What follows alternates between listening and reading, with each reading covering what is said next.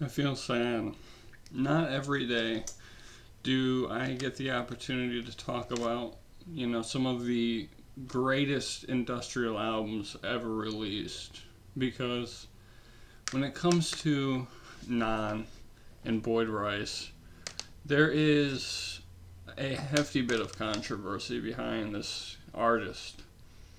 But is someone who enjoys industrial music, in general, I avoid the worst of the worst, let's be honest. But for a classic industrial, I have a bit of a, I don't know if it's obsession, but getting back into Coil, or truly getting into Coil, you know, I had to get into this album right here, Easy Listening for the Iron Youth.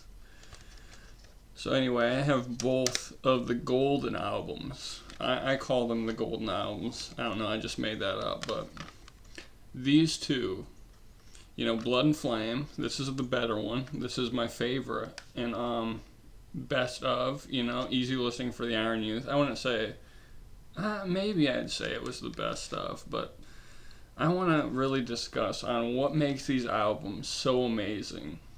Okay, if you like texture and atmosphere in your industrial music, Blood and Flame is probably one of the best albums I've ever heard in the industrial genre, because this is a noise album, but it's like what noise should be, in my opinion.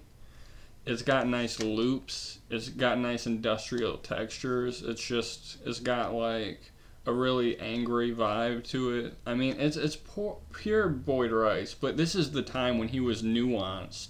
There was a lot of, I don't know, subtlety to his art, to his form. This isn't like the most in your face type stuff. This is actually pretty decent.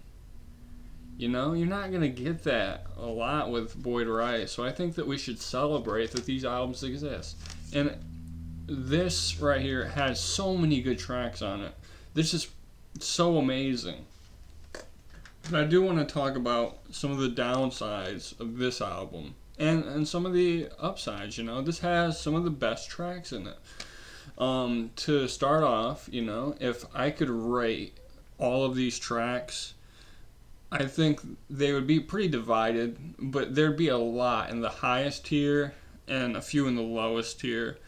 What I don't like about Boyd Rice, this album right here, is they have like these really weird loops of like, it sounds like old movies, and it sounds like something that anyone could do nowadays. Like if they just take a scene out of a movie and loop it a few times, like I don't like that. I think that's Rise. But anyway, this album does have some pretty interesting aesthetics. It's more along the lines of like, the Satanic Church, and it quotes Anton LaVey in here. And it's just got like pictures of like Vlad the Impaler, and there's Boyd Rice.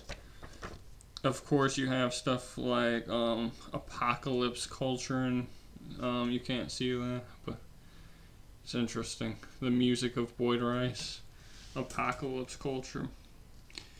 Adam Parfrey, and it thanks like Jack the Ripper, Vlad the Impaler, Nero, Marquis de Sade, Charles Manson. It's edgy, but back then it seems like there was a real nuance to the edginess. Like it wasn't a celebration of awfulness. It was just kind of like dipping its toes in awfulness. But let's talk about the great music on this album right here. This has the collaboration tracks with Coil, has the collaboration tracks with Fad Gadget, Frank Torvey. I don't know how to say his name, but all of those top tier, and it also has like Embers. I don't know if Embers is on this one. Let's take a look, because if Embers is on this one, then I don't know if I. But it sounds like a blown out record player. Like, it sounds really dope. I don't even think it's on here. Unless it's retitled. There's a lot of retitles on Easy Listening for the Iron Youth. It's a compilation album. It's good, though. I'd say that 90% of it is pretty listenable. Now, I just wish there was a separate release, a separate compilation for those loops with, like, the movie soundtracks or something. Some other place to really reflect on them, because I think this album would have worked better if it just went all the way through a certain kind of art from Boyd Rice, and then another album went through another kind of art. I think there was other similar concepts, but it's really hard to talk about this stuff without, really discussing it. I don't know. It's just hard. Maybe later I can say some nice things about some other industrial artists that I think are underappreciated, and maybe help some people reflect on some of this stuff. I don't know. It might be controversial. I think that's why people don't like it. But I think at least in execution, atmosphere, sound, general quality, and just like general enjoyment factors, I don't know. It's worth checking out if you can look past the edginess, because I don't know, some people say it's a little tongue-in-cheek, but Monty Kazazz is tongue-in-cheek. This is just kind of weird. And if you ever seen Pearls Before Swine, it's just like I don't know, maybe a little too edgy for a joke. But I'm not the overseer of comedy. I don't oversee jokes, all that shit. So don't come to me asking for my opinion on the political life of Boyd Rice. I have my opinions, and I think that's what makes us great. Everyone has their own opinions. And as an artist, Boyd Rice is good. And I think that's why, he's so widely recognized. And, it's hard to really reflect just because there's so much going on in just the thing of Boyd Rice. I think that you'd probably need like a lot more time than I'm trying to give myself to really discuss the nuances and the subtleties and all the music. I could go through every track and talk about everything and talk about every release, and but at the end of the day, I just want to give my opinion on Boyd Rice as an industrial artist, and talk about my favorite industrial album of all time, Blood and Flame. If you haven't checked this out, listen to it, because it's not as in your face as something like Might, or like Live in a Saga, or whatever. It's so unique. It's like a nuanced reflection of edgy philosophy and stuff. I don't know. Maybe. Because it has this aura of being like an occult piece. You just went to some archive, some library, and you pulled this out. What is this? I don't know. It just gives me a cult aura. The aesthetic of the occult. It's interesting. If there's one thing Boyd Rice does perfectly, it's aesthetics. He is a smart person when it comes to art. I mean, look at this. I don't think you can see it.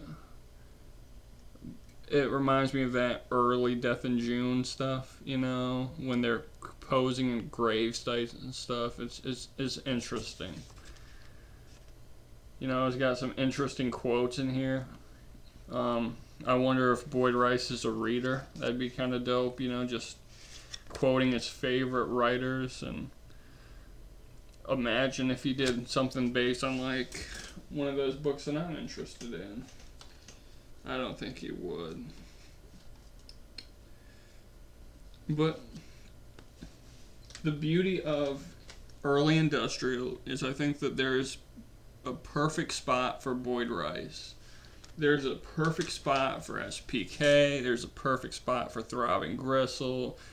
You know, I mean, in a way, there's a really perfect spot for Monty Kazaza. There's a perfect spot for Coil. I think that Coil almost outshines Boyd Rice in a weird way, but not really, if that makes sense. There's just too much to talk about.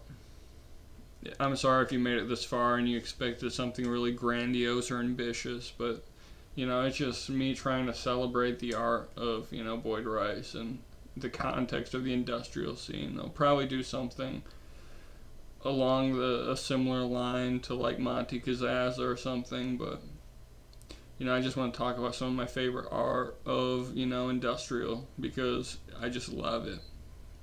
Maybe even do something on Deviation Social because Deviation Social kind of fits along the same lines as something like Monty Kazaza or Boyd Rice or Throbbing Gristle. I think that it really just fits that aura, and I don't really know what else to say.